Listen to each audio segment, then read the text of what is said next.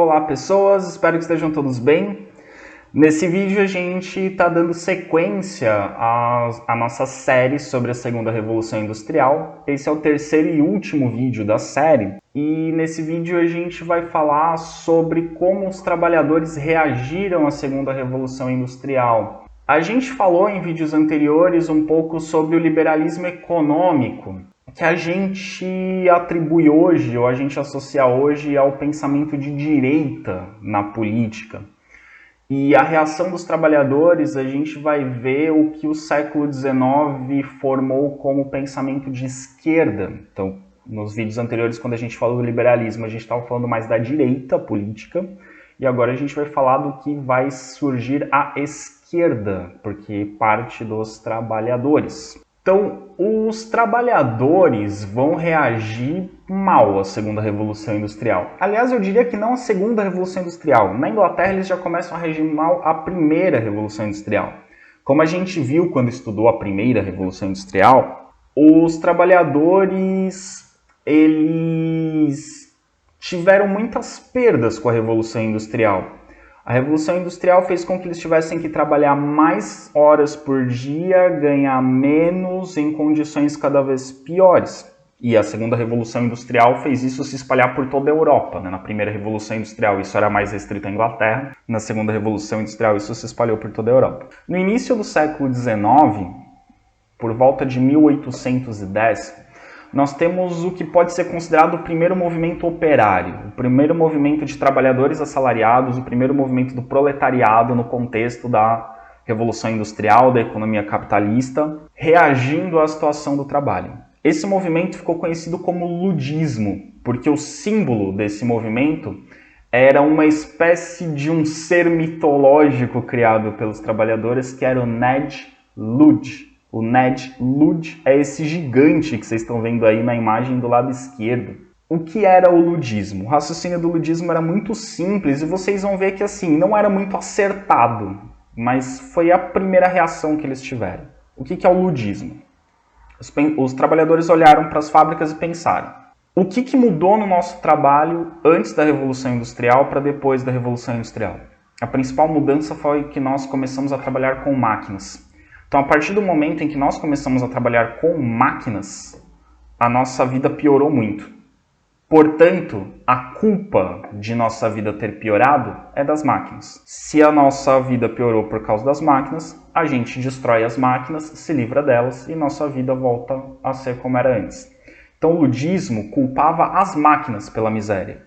Hoje a gente sabe que o problema não é as máquinas, o problema é da organização da economia, da falta de distribuição de renda, de determinadas pessoas tentarem tirar vantagem umas das outras. As máquinas não têm culpa de nada, as máquinas só são usadas para aprimorar o trabalho e deixar ele mais eficiente. Mas os trabalhadores ali do ludismo, no comecinho do século XIX, achavam que a culpa era das máquinas. Então o movimento ludista nada mais era do que grupos de trabalhadores que invadiam as fábricas para destruir as máquinas. Arrebentar as máquinas com martelo, com marreta, incendiando, enfim, destruíam as máquinas. Obviamente, esses trabalhadores eram presos, espancados pela polícia, enfim, era uma atitude violenta contra as máquinas e eles eram tratados com violência também pelas autoridades. Esse foi o primeiro movimento, e um movimento assim não muito organizado, ele foi mais espontâneo. Ondas de trabalhadores indo para cima das máquinas e destruindo elas. E aí o Ned Ludd era esse gigante que foi criado como um símbolo, como se esse gigante estivesse destruindo as máquinas e não os trabalhadores. Então isso pode ser considerado o primeiro movimento operário, digamos, apesar de não ser muito organizado. Depois surge o cartismo, que a gente já viu num outro vídeo.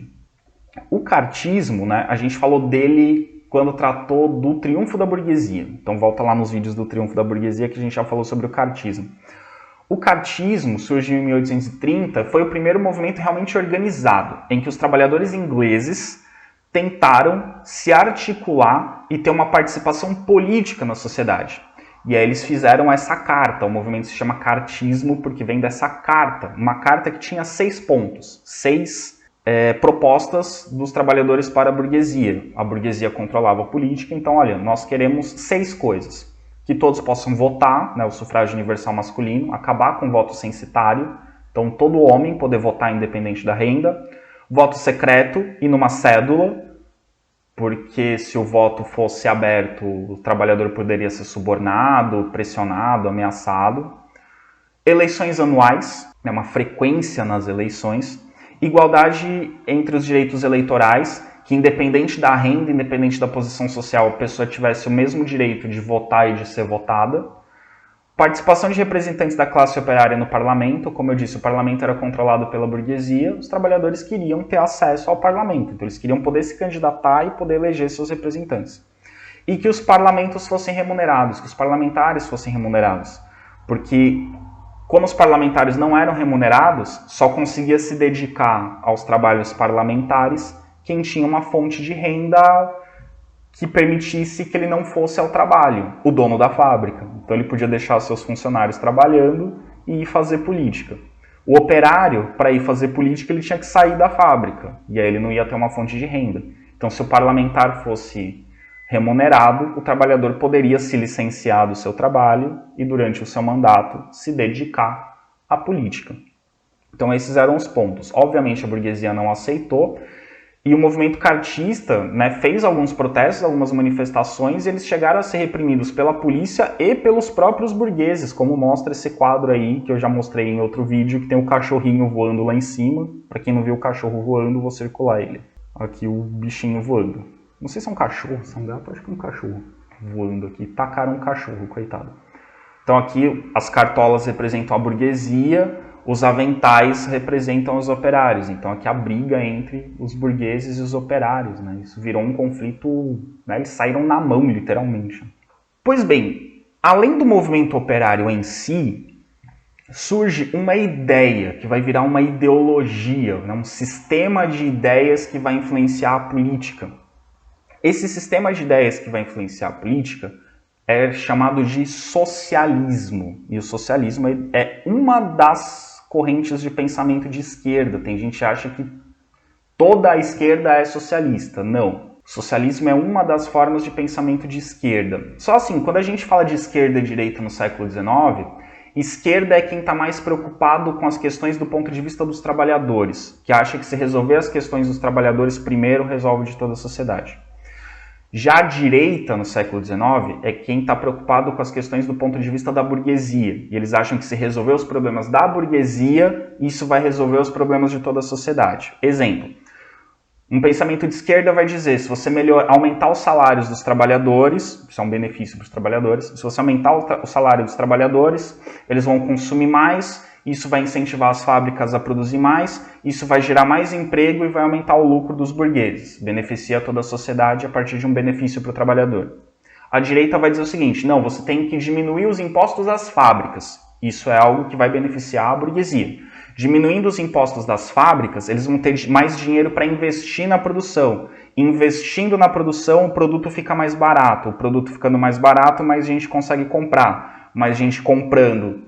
Isso incentiva o aumento da produção, o aumento da produção gera empregos, mais pessoas empregadas, mais gente consumindo, aumenta o lucro da burguesia, melhora para todo mundo da sociedade. Vocês estão vendo que na teoria, tanto a esquerda quanto a direita, assim, no mundo das ideias, tanto as ideias de esquerda quanto as ideias de direita dão certo. O problema é a prática, As disputas se dão na prática, mas na teoria, tanto uma ideia de esquerda quanto uma ideia de direita, teoricamente, pode mudar a sociedade, pode melhorar a vida das pessoas, tá? Então, na esquerda tem o socialismo. A gente vai ver outros também, mas surge o socialismo. De onde que vem o socialismo? Em outras aulas, eu já comentei com vocês, o pessoal da administração deve ter ouvido isso quando eu falei numa aula de sociologia, que o socialismo e o capitalismo, na verdade, eles são irmãos gêmeos, eles nasceram do mesmo lugar. Que lugar é esse que tanto o socialismo quanto o capitalismo nasceram? As ideias iluministas. As ideias iluministas eram ideias contra o antigo regime, só que elas não eram todas iguais. Algumas foram contra o antigo regime, mas privilegiando o pensamento burguês, daí surgiu, por exemplo, o liberalismo econômico do Adam Smith, e outras ideias privilegiaram mais os grupos mais vulneráveis, os trabalhadores, os mais pobres, a pequena burguesia. E aí essas ideias deram origem ao socialismo. O primeiro socialismo que surge não é o socialismo do Marx. Aliás, o marxismo é um tipo de socialismo. Então existem vários pensamentos de esquerda além do socialismo e existem vários tipos de socialismo. O socialismo não é um só, e a gente vai falar desses diferentes pensamentos agora. O primeiro socialismo que surge, ele ficou conhecido como socialismo utópico. Na verdade, ele surge apenas como socialismo. A palavra socialismo tem a ideia de uma preocupação social, de diminuir ou acabar com as desigualdades sociais. Essa é a ideia do socialismo.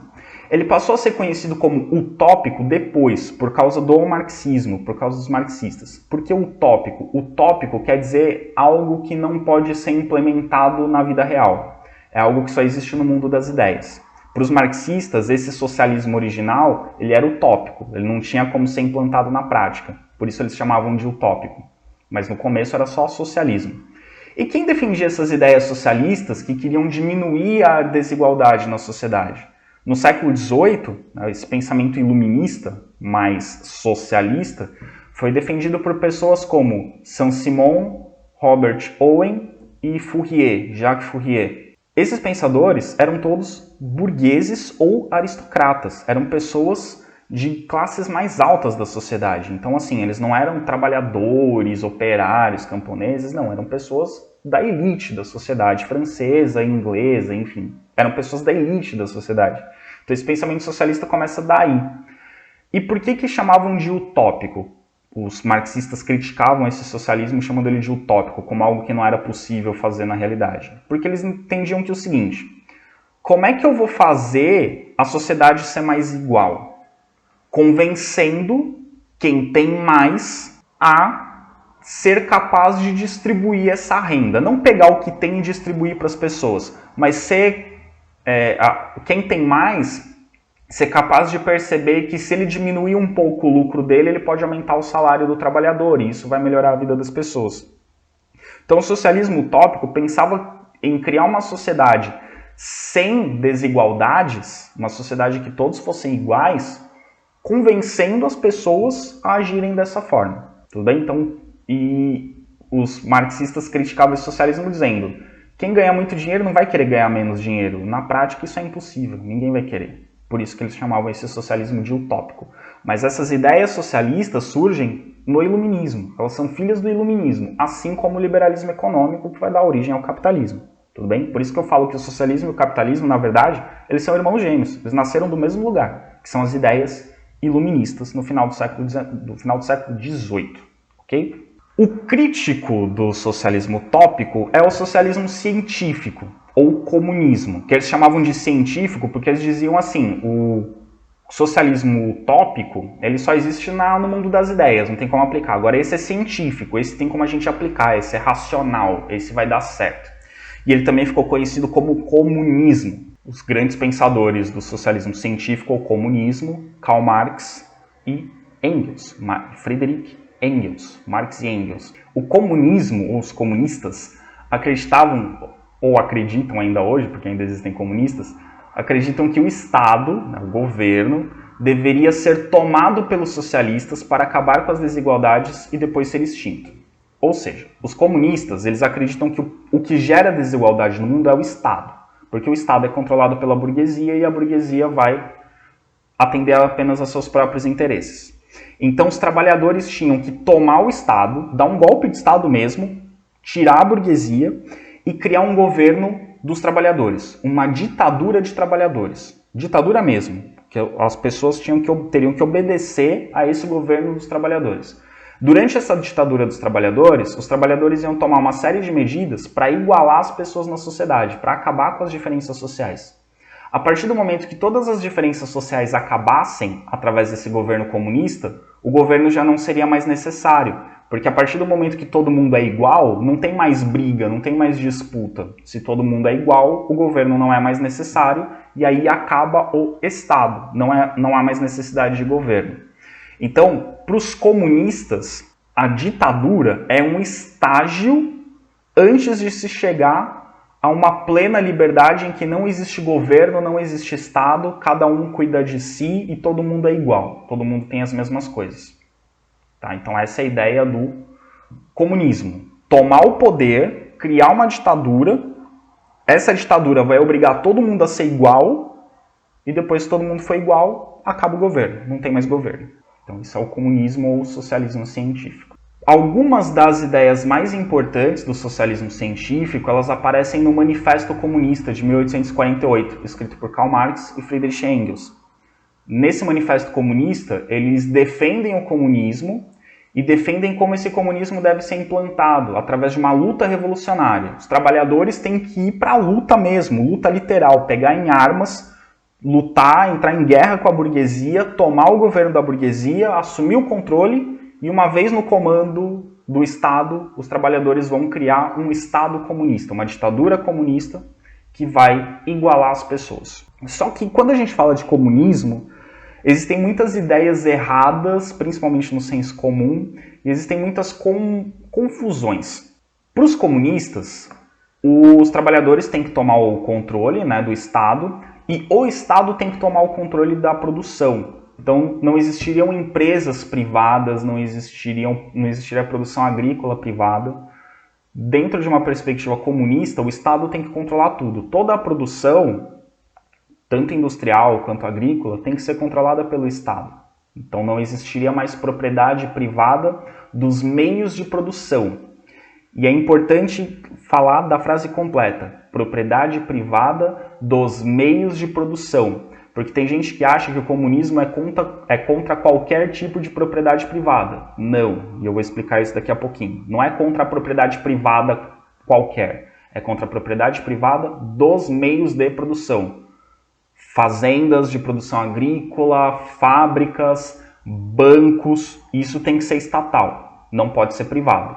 Agora, a sua casa, as suas roupas, os seus pertences, isso é privado, não é do Estado, isso é propriedade privada, dentro do comunismo, tá? Então a ideia não é que nada é de ninguém, que é tudo do Estado, não. O que é do Estado é os meios de produção, porque a ideia é que o Estado represente os trabalhadores, então os meios de produção seriam propriedade dos trabalhadores, de todos, então é o Estado que controla. E tem gente que acha também que o comunismo é assim, não é para ter nada de tecnologia, não é para ter nada de fábrica, não é para ter nada de empresa. Não, o comunismo não defende nada disso. O comunismo defende que as empresas, as fábricas sejam do Estado e que tudo que elas produzam seja dividido entre todos. Então tem muita gente que fala hoje em dia, por exemplo, assim, é um meme, né, o comunista de iPhone, porque o iPhone é produzido pela sociedade capitalista, então o comunista que tem iPhone seria contraditório. Não, o comunista vai dizer, quem produziu o iPhone não foi o capitalismo, quem produziu o iPhone foi um trabalhador. E algo que é produzido pelo trabalhador tem que ser de todos os trabalhadores. Então, não é que ele é contra as pessoas terem iPhone. Na verdade, ele é contra que só algumas tenham iPhone. O certo seria que todos tivessem iPhone. Mais ou menos essa é a ideia do comunismo. É viável ou não? Vocês vão discutir depois, mas essa é a ideia. Aqui um trecho do Manifesto Comunista de Marx e Engels. Saiu errado escrito ali na tela, mas tudo bem. É do Marx e do Engels. Diz o seguinte, esse trecho, que é para analisar com vocês o que quer dizer propriedade privada dos meios de produção ou que o Estado tome o controle dos meios de produção. É o seguinte: o preço médio que se paga pelo trabalho assalariado é o mínimo de salário, isto é, a soma dos meios de subsistência necessária para que o operário viva como operário. Por conseguinte, o que o operário obtém com seu trabalho é o estritamente necessário para a mera conservação e reprodução de sua vida. Não queremos de nenhum modo abolir essa apropriação pessoal dos produtos do trabalho, indispensável à manutenção e à produção e à reprodução da vida humana, pois essa apropriação não deixa nenhum lucro líquido que confira poder sobre o trabalho alheio. O que queremos é suprimir o caráter miserável desta apropriação, que faz com que o operário só viva para aumentar o capital e só viva na medida em que o exigem os interesses da classe dominante. Então o que ele está dizendo? No capitalismo, o patrão vai pagar para o empregado o mínimo que o empregado precisa para sobreviver. Ele precisa disso para sobreviver? É isso que eu vou pagar, não vou pagar nada além. O que eu ganhar além disso vai ficar para mim, não vou pagar para ele. O que eles estão dizendo é, se o burguês, o proprietário do meio de produção, faz isso, está errado. Ele está explorando o trabalhador, porque o trabalhador ganha muito menos do que ele realmente produz. Só que o que esse trabalhador consegue com o fruto do seu trabalho, aquilo que ele compra, tem que ser do trabalhador. Então ele trabalhou e ele conseguiu, é dele. Isso que o trabalhador consegue como resultado do seu trabalho pertence ao trabalhador, não ao Estado. Então eles estão deixando bem claro. A gente não é contra acabar com essa propriedade, a propriedade do trabalhador, aquilo que ele compra como fruto do seu trabalho. Nós somos contra a propriedade privada dos meios de produção.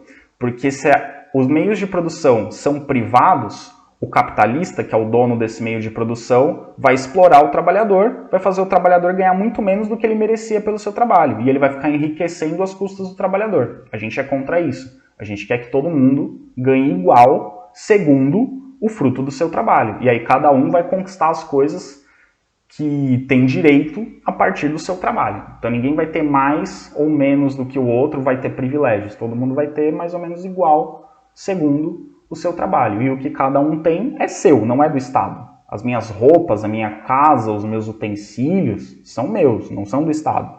O que é do Estado? Os meios de produção. As fazendas, as fábricas, os bancos e assim por diante, certo?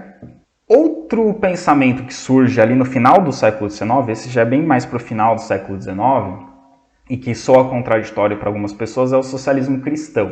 De novo, tem gente que diz assim, cristianismo é de direita, igreja católica, evangélico é de direita, e ateu é de esquerda. Não, na verdade religião não é nem de direita nem de esquerda, religião é religião, religião não é política.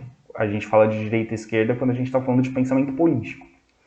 Agora, no final do século XIX, o Papa da época escreveu uma encíclica. Encíclica é um documento da igreja com orientações para os católicos. Ele escreveu uma encíclica chamada Rerum Novarum.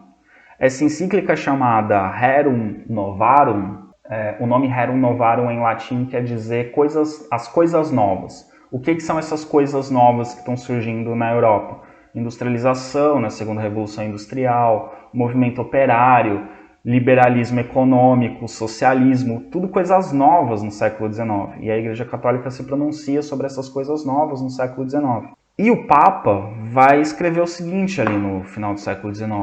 Ele vai contar o seguinte. Então, o Papa Leão XIII, na Rerum Novarum, ele vai dizer o seguinte, olha, a gente não gosta da ideia de que a sociedade, de que o Estado seja tomado por uma ditadura de trabalhadores. Ditadura não é legal, mesmo que ela seja de trabalhadores. E a gente não vê problema nenhum na propriedade privada dos meios de produção. Pode existir propriedade privada, isso não tem nenhum problema. Então, a Igreja Católica, na Rerum Novarum, se posiciona contra o socialismo, especificamente contra o comunismo, né? Ela fala contra o marxismo, ela não fala tanto das outras formas de esquerda, ela vai mais no marxismo e no comunismo. Mas, no mesmo documento, o Papa diz o seguinte, só que da mesma forma que pode ter propriedade privada, essa propriedade privada não pode ser usada para explorar os trabalhadores. O patrão tem que pagar um salário justo para o trabalhador. Ele não pode explorar e enriquecer às custas dos outros. Então essa propriedade privada, ela tem que ser usada para o bem comum. Então a Igreja Católica adota uma posição criticando o que ela via de errado no comunismo, mas também criticando o que ela via de errado no capitalismo, no liberalismo econômico, que era o pensamento que predominava no capitalismo do século XIX. Então ela vai dizer, a gente observa que a igreja diz, nós estamos vendo que a sociedade capitalista está gerando desigualdades. Então a gente quer que essa sociedade capitalista se ajuste, que essas desigualdades diminuam, que os trabalhadores não sejam explorados, que os patrões paguem salários justos, deem condições de trabalho adequadas. Inspirados nesse pensamento da Igreja Católica que fazia essa crítica ao liberalismo, surge o socialismo cristão. O socialismo cristão não é o comunismo, não é o socialismo utópico, mas seria, digamos, um cristianismo de esquerda, ou uma esquerda cristã.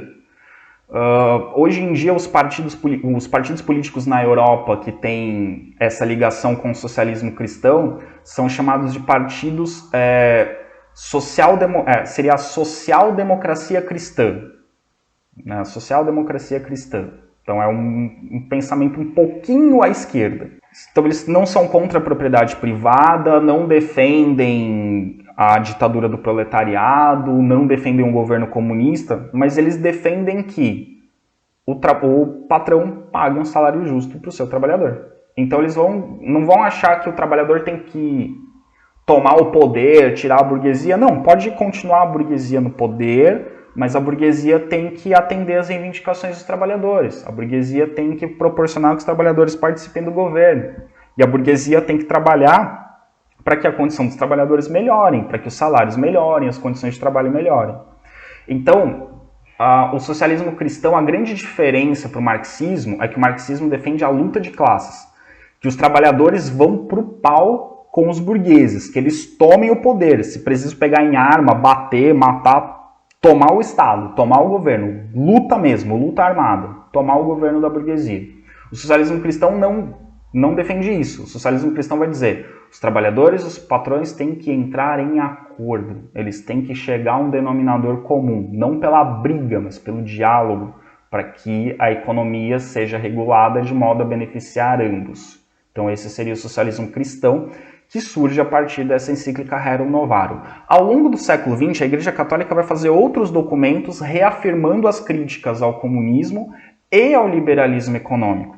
O problema é que hoje em dia, principalmente os cristãos ligados à direita, aos partidos políticos de direita, eles pegam só a parte que fala mal do comunismo, mas esquecem que os mesmos documentos que condenam o comunismo condenam o liberalismo econômico. Então a Igreja Católica ela não defende o liberalismo econômico.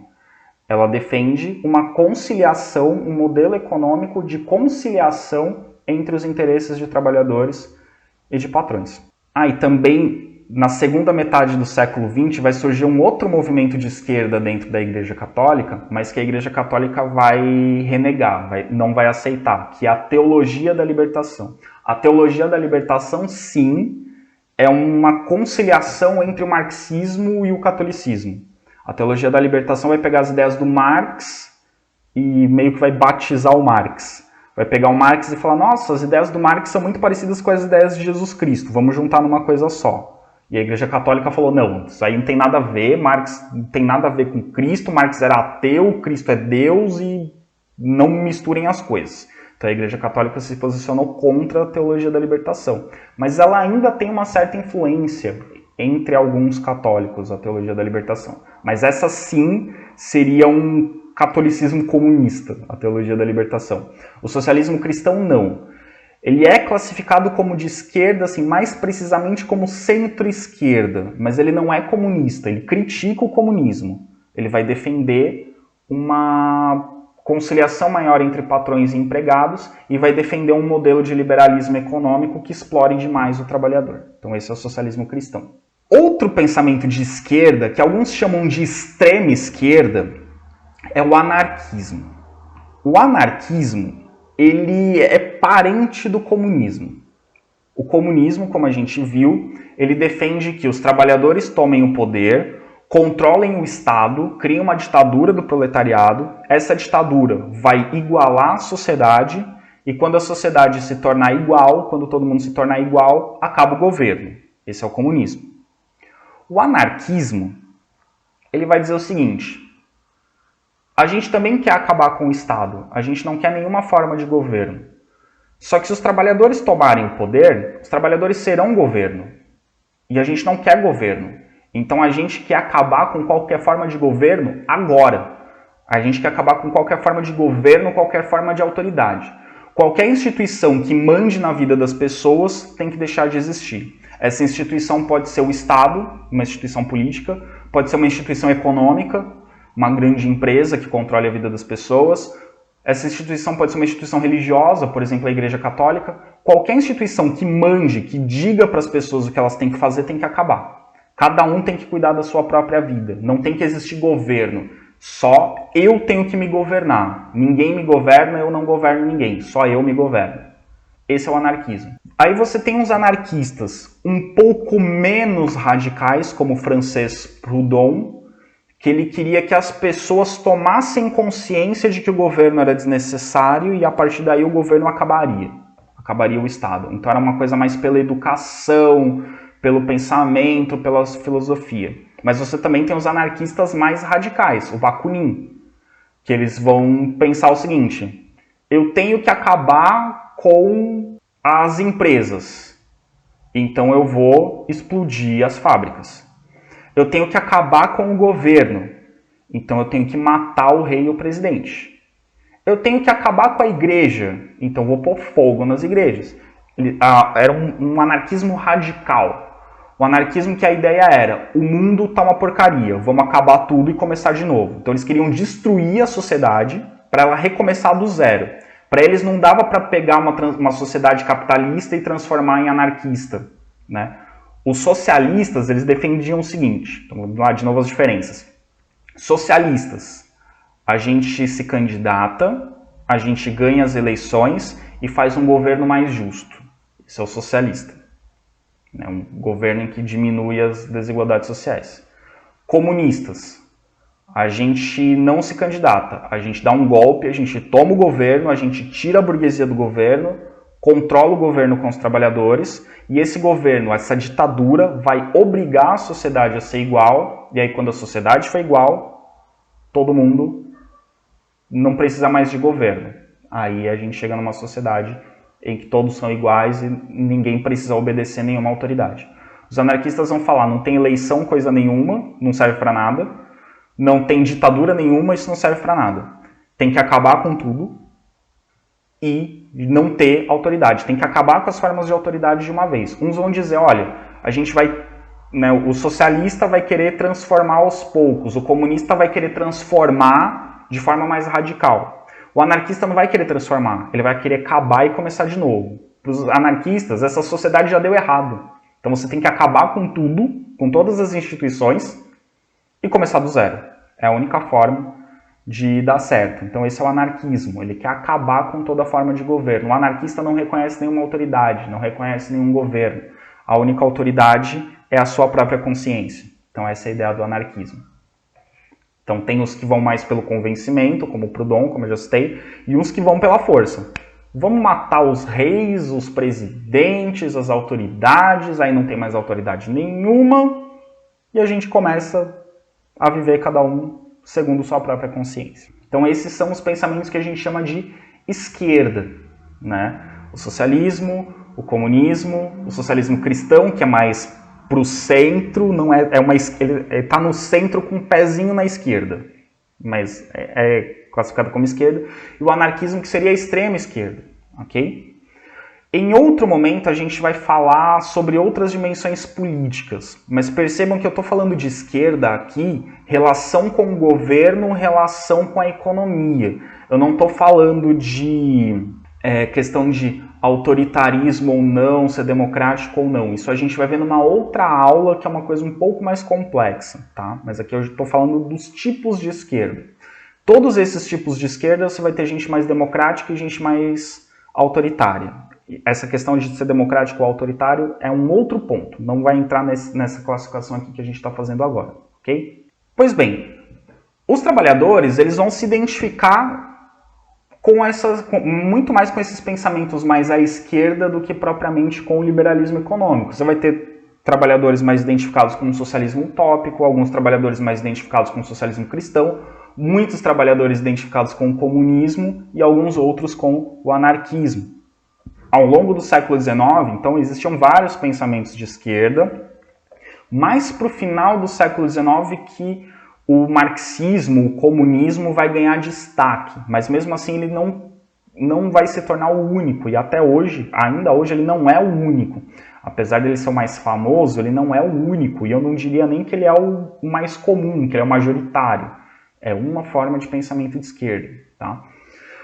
Pois bem, esses trabalhadores, incentivados por essas ideias mais à esquerda, eles vão começar a fazer uma série de greves e de protestos, pedindo melhores condições de trabalho. Só que essas greves e protestos normalmente são reprimidas com violência. Lembrando, o Estado é controlado pela burguesia, a polícia é do Estado. Então a polícia é controlada pela burguesia, ela vai reprimir essas revoltas de trabalhadores. Só que essa pressão ao longo do século XIX, por toda a Europa e em outros lugares do mundo, vai ter resultados.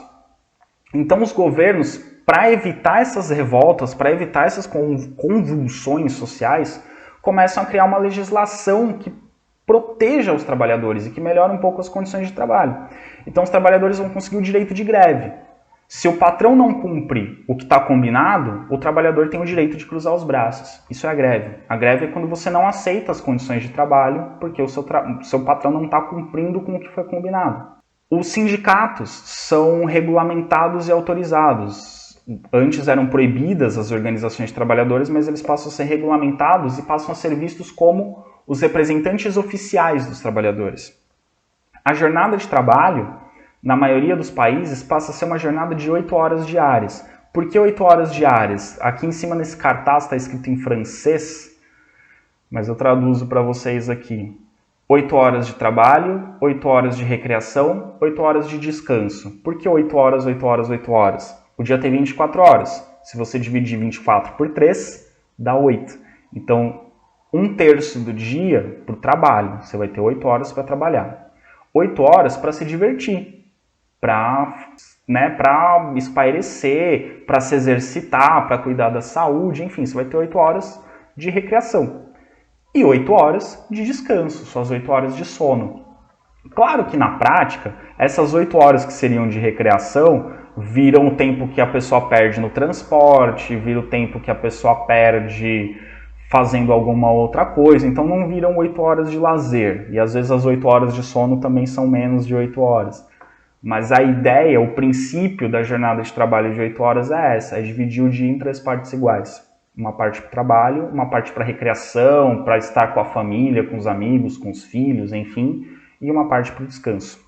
Também essas pressões levaram ao descanso semanal remunerado. Antes, se o trabalhador quisesse tirar um dia de folga, ele não recebia por esse dia. E a legislação passou a reconhecer que o trabalhador precisa de um dia de descanso, senão ele fica doente, e aí ele não trabalha. Então, ter um dia de descanso e esse dia de descanso ser pago. É um direito que ele tem de ser pago por esse dia de descanso, porque o descanso é parte, de certa forma, o descanso é parte do trabalho, porque o corpo precisa se recuperar para continuar trabalhando. O trabalho infantil também foi proibido em vários países, então essa pressão dos trabalhadores, com alguns com ideias comunistas, outros anarquistas, outros socialistas cristãos, vai ter um impacto na maioria dos países, que vão enxergar os trabalhadores cada vez mais como importantes atores políticos. Mesmo que os trabalhadores não demorem um pouquinho mais para ter direito ao voto, para ter direito a se candidatar, a pressão exercida por eles interfere nas decisões tomadas pelos políticos. E é nesse contexto, então, que vão surgir os partidos de trabalhadores. Os partidos de trabalhadores, geralmente identificados com a cor vermelha e ligados ou a socialistas cristãos, ou a comunistas, ou a anarquistas não, porque os anarquistas são contra o Estado. Então, para eles, partido político, para o anarquista não serve para nada. Partido político é para concorrer à eleição, eleição é uma farsa. Para manter a burguesia no poder, você tem que acabar com o governo, para os anarquistas. Então, não existe partido anarquista. O anarquista não participa de eleições. Esses partidos, e ainda hoje, por todo mundo existem partidos. O Brasil tem o seu Partido dos Trabalhadores. E, além do Partido dos Trabalhadores, você tem outros partidos com nomes do tipo Partido Trabalhista Brasileiro, Partido Democrático Trabalhista, enfim, tem nomes que lembram a palavra trabalhador ou trabalhismo. Na Espanha você tem o Partido Obreiro, que é o Partido Operário, enfim. Por todo o mundo você tem partidos de trabalhadores. Eles começam a surgir no final do século XIX. E eles vão se tornando partidos atuantes na política. Eles começam a eleger seus deputados a partir do final do século XIX. Então eles vão ter uma participação política importante. Mesmo que eles sejam minoria, esses políticos ainda, eles estando nas assembleias legislativas, eles ocupando postos no governo, eles têm que ser ouvidos. Eles têm voz e eles têm que ser ouvidos. Por mais que não sejam atendidos, eles têm que ser ouvidos. E isso é importante para os trabalhadores. Para finalizar, pessoal, vocês repararam que eu não falei de mulheres, né, quando eu falo dos trabalhadores. Eu sempre falo de trabalhadores no masculino, no século XIX. Porque as mulheres ainda não têm essa participação. Claro, elas integram sim o mercado de trabalho, elas têm uma atuação na sociedade, mas elas ainda são vistas à parte. Mesmo os partidos chamados de esquerda no século XIX não estão pensando na situação das mulheres. Né? O tanto que o feminismo, quando ele surge, lá no final do século XIX, começo do século XX, o feminismo surge como uma crítica aos partidos de esquerda, que não olham para as mulheres trabalhadoras. Então, de novo, quando a gente fala de algumas coisas na sociedade atual que a gente associa, por exemplo, feminismo e esquerda. Não, o feminismo surgiu criticando a esquerda porque a esquerda não defendia as mulheres do que a direita estava fazendo. Então ela não era o feminismo não era nem de direita nem de esquerda. Ele estava criticando um porque não ajudava elas contra o outro, que estava explorando elas. Basicamente isso é o feminismo, quando surgiu. Em outros momentos a gente conversa sobre o feminismo. As mulheres, elas vão demorar muito mais para conquistar direitos. Então, o movimento operário ele começa a conquistar direitos no final do século XIX. As mulheres vão demorar bem mais. Então, por exemplo, em 1869, foi diplomada a primeira mulher advogada nos Estados Unidos. Uma das primeiras mulheres no mundo a receber o diploma de advogada. Veja, 1869. Em 1889, finalzinho do século XIX, as mulheres ganham o direito de estudar e exercer medicina no Reino Unido. Então, no Reino Unido, Inglaterra, até 1889 as mulheres não podiam fazer faculdade de medicina, não podiam ser médicas. Em 1893, a Nova Zelândia foi o primeiro país do mundo que garantiu o sufrágio feminino, ou seja, as primeiras mulheres a poder votar no mundo foram as mulheres da Nova Zelândia em 1893, no finalzinho do século XIX. Já tinha passado por todas aquelas revoluções burguesas, classe operária ganhando direito, tudo isso que a gente viu agora já tinha acontecido, aí na Nova Zelândia as mulheres puderam votar. Foi o primeiro país as mulheres poderem votar e durante um bom tempo foi o único país. Em 1907, as mulheres casadas passaram a ter direito a dispor do próprio salário na França. Ou seja, até 1907, pouco mais de 100 anos atrás, uma mulher casada que trabalhava tinha que dar o seu dinheiro para o marido na França. No Brasil, isso demorou um pouco mais para mudar. Então, em 1907, a França permitiu que a mulher usasse o próprio salário, que ela não desse o salário para o marido. Em 1909, na Europa e em alguns outros lugares do mundo, as mulheres foram permitidas de usar calças e andar de bicicleta ou dirigir. Antes elas não podiam nem usar calça, nem andar de bicicleta, nem dirigir. Em 1918, o Reino Unido, veja, muito depois da Nova Zelândia, o Reino Unido aprovou que as mulheres podiam votar, mas só as mulheres com mais de 30 anos, porque com 30 anos ela já tem maturidade suficiente, antes disso não. Em 1919, a França estabeleceu que no serviço público as mulheres tivessem os mesmos salários que os homens. Serviço público, tá? Particular é a empresa que define, e as empresas continuavam pagando menos para a mulher. Mas até 1919, o governo, se contratasse uma mulher para exercer a mesma função que o homem, o governo pagava menos para a mulher do que para o homem. No Brasil, a legislação hoje não permite isso, né? Pessoas que têm a mesma função, independente de ser homem ou mulher, ganham igual no serviço público. Mas a gente sabe que no particular, né, no privado, na iniciativa privada, a mulher ganha menos. Nos Estados Unidos, em 1919, as mulheres começam a votar. Então vejam, nos Estados Unidos faz 101 anos que as mulheres votam, um pouco mais de um século. Em 1932 é o Brasil. O Brasil permite as mulheres votar. Tudo bem, em 1932 o Getúlio Vargas permitiu que as mulheres votassem, mas aí logo depois ele deu um golpe de Estado, as mulheres só foram poder votar nas eleições de 45, porque até 1945 não eram só as mulheres, ninguém podia votar para escolher presidente. Mas em 1932 as mulheres receberam direito de voto. E aliás, as feministas brasileiras em 1932 elas eram muito mais de direita do que de esquerda, mas isso é um outro assunto. As mulheres conseguiram direito ao voto no Brasil, tem menos de 100 anos, tem menos de 90 anos. E só em 1944 que a França e a Itália vão permitir que as mulheres votem. Ou seja, na França e na Itália estava acabando a Segunda Guerra Mundial quando os governos falaram: opa, seria legal se as mulheres votassem para escolher os representantes. Então, percebam que as mulheres demoraram muito mais para conquistar esses direitos. Então, os trabalhadores, de um modo geral, precisaram lutar muito, mas as mulheres precisaram lutar muito mais, porque entre os próprios trabalhadores havia uma visão de que a mulher era inferior. de que a mulher não devia ter participação política, de que a mulher não tinha os mesmos valores, a mesma coragem, a mesma força, enfim. Então as mulheres demoraram bem mais. Então essa questão do machismo não é um problema da direita ou da esquerda, é um problema que existiu em todas as vertentes políticas, de esquerda, de direita, as mais liberais, mais conservadoras, mais autoritárias, mais democráticas. As mulheres sempre tiveram esse problema de participação política, ok? Com essas informações, a gente termina a parte de Segunda Revolução Industrial e nós vamos continuar falando de história contemporânea. O próximo vídeo, agora nesse exato momento, eu não me lembro qual será, mas vocês verão em breve, ele vai aparecer no Siga para vocês. Qualquer dúvida, é só entrar em contato comigo. Até mais!